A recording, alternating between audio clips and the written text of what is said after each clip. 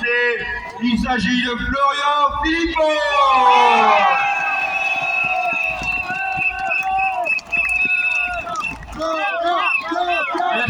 Merci à tous. Bravo, d'abord bravo à vous. La mobilisation est jusqu'au bout de l'année. Et le froid de l'hiver, qui aujourd'hui est présent, et tant mieux, parce qu'il démontre à nos adversaires qu'on ne lâchera jamais rien.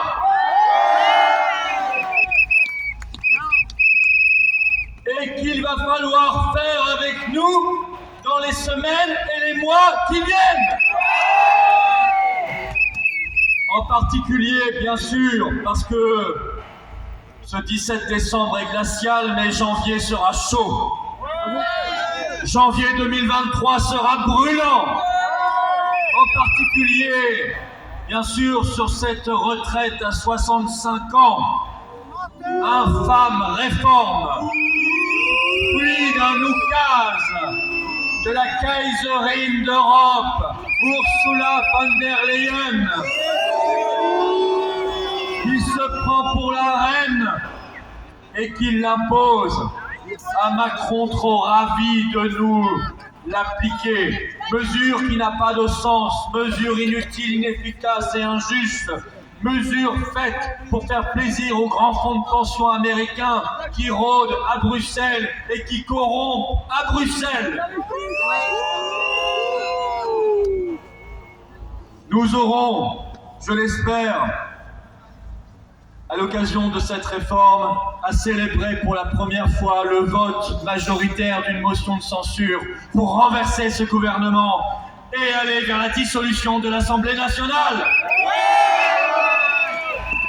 Et Macron en sortira encore plus minoritaire.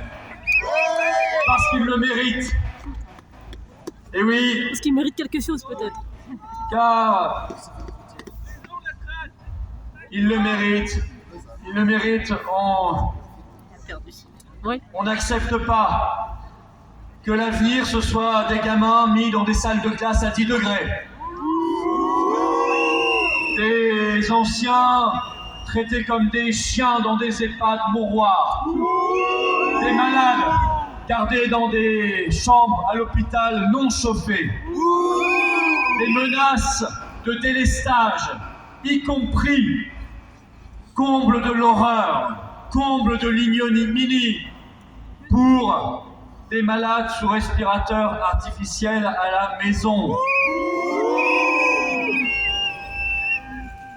Aux suspendus, aux désactivés, aux non-essentiels, aux sans-dents, s'ajoutent désormais les délestables que nous sommes. Eh bien, nous allons leur démontrer que les délestables ne seront pas des moutons prêts à aller se faire tondre, mais des lions prêts à rugir.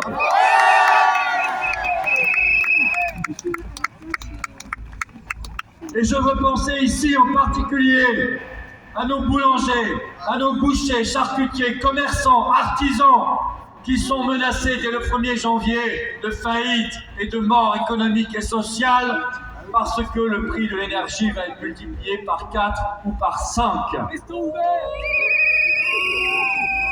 Il va falloir là aussi imaginer de nouvelles formes de mobilisation et de résistance. Vous savez, au Royaume-Uni, dès les années 90, quand les prix de l'électricité avaient explosé, ils avaient mis en place un système. Des millions de Britanniques avaient refusé de payer leurs factures d'énergie et le gouvernement avait dû céder. Je pense que nous allons devoir aller vers le même type de résistance.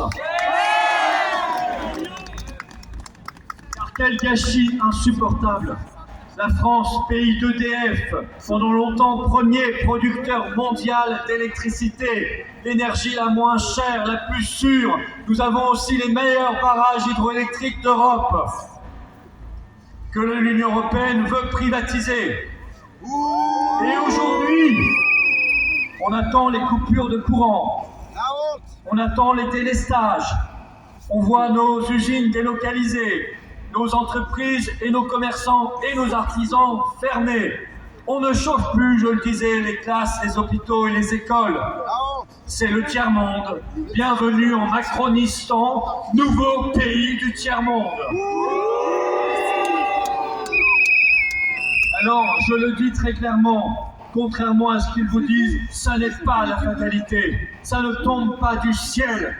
Quittons immédiatement le marché européen de l'électricité et nous diviserons les prix par 3, par 4 et par 5.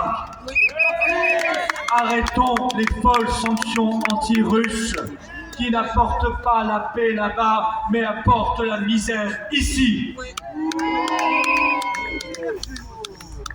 Et faisons cet acte de salut public. Rendons-nous libres. Quittons cette Union européenne de la ruine, de la misère et de la corruption par le Brexit. Brexit. Brexit. Brexit. Brexit. Brexit. Cette Union européenne dans laquelle une vice-présidente du Parlement européen est actuellement en tôle, car ils ont trouvé des valises de billets du Qatar chez elle. 4 autres sont en tôle.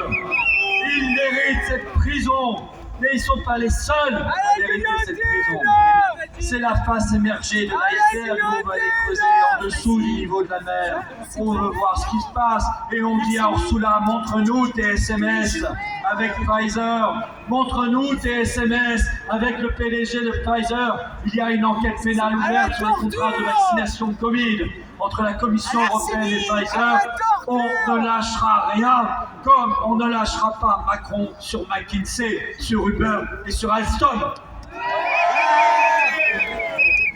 La prison, je pense aussi à ceux qui nous ont imposé l'apartheid, du pass sanitaire, du pass vaccinal et peut-être demain du pass carbone. Ceux qui veulent nous remettre sous cage d'un masque obligatoire, ceux qui ont maltraité nos anciens et nos enfants, ceux qui ont obligé des millions de Français à se faire injecter contre leur gré, ceux qui ne reconnaissent pas aujourd'hui les effets secondaires, ceux qui refusent leur responsabilité et leur culpabilité, ces gens-là seront jugés et iront en tôle.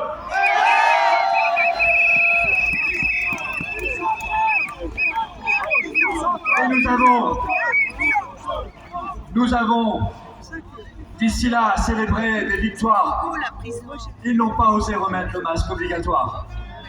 Et j'ai entendu Véran et son sinistre variant Braun nous dire on ne peut pas le remettre parce qu'il y aurait trop de gens qui n'accepteraient pas. Ah, bravo. Mais à votre avis, c'est qui ces gens? C'est nous. La désobéissance, c'est nous.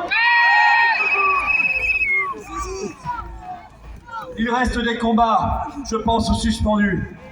Tant qu'il y aura dans notre pays encore un seul travailleur suspendu, alors on ne lâchera pas et on se battra. Il faut les réintégrer immédiatement. Il faut les indemniser totalement, intégralement, et il faut qu'ils reçoivent les excuses officielles de l'État. C'est la moindre des choses. 2023 commencera comme finit 2022 dans la lutte pour la liberté, pour la paix, pour la souveraineté, pour la dignité, pour l'humanité. Pour la souveraineté, nous leur rappellerons qu'en France, le seul souverain, c'est le peuple de France. C'est nous, le seul souverain. Nous n'avons pas McKinsey, nous n'avons pas Rothschild, nous n'avons pas Pfizer, nous n'avons pas le Qatar, mais nous avons nos cœurs, nous avons nos âmes, nous avons nos convictions, et nous avons des cerveaux et des méninges qui fonctionnent bien. Et c'est avec ça que nous allons gagner, que nous allons continuer de mettre le peuple de France debout. Il va se lever avec nous, il va briser ses chaînes, et on gagnera. 2023, nous destituerons le mal qui gouverne le monde et la France. Et peut-être que cette destitution sera d'ailleurs celle de l'article 68 de la Constitution. En tout cas, nous en appelons parlementaires. Bougez-vous, réveillez-vous, arrêtez vos vacances interminables, arrêtez de vous plaindre, arrêtez la cour de récréation, arrêtez le bac à sable, bosser, voter les motions de censure, renverser le gouvernement et destituer Macron.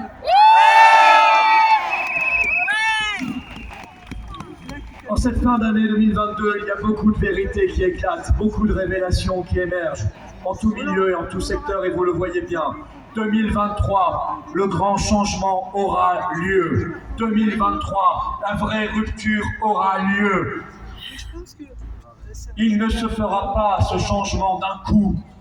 Ce ne sera pas une baguette magique, mais il se fera par l'action continue, déterminée, des résistants que vous êtes, des résistants que nous sommes. Notre boussole, notre seule boussole, c'est notre avenir, c'est l'avenir de notre France éternelle, belle et rebelle. C'est l'avenir d'un monde qu'on veut humain, vivable. C'est l'avenir de nos enfants et de nos petits-enfants. C'est notre seule boussole. Notre cap, c'est la victoire. Vive la liberté, vive la résistance, vive la paix et vive la France libre.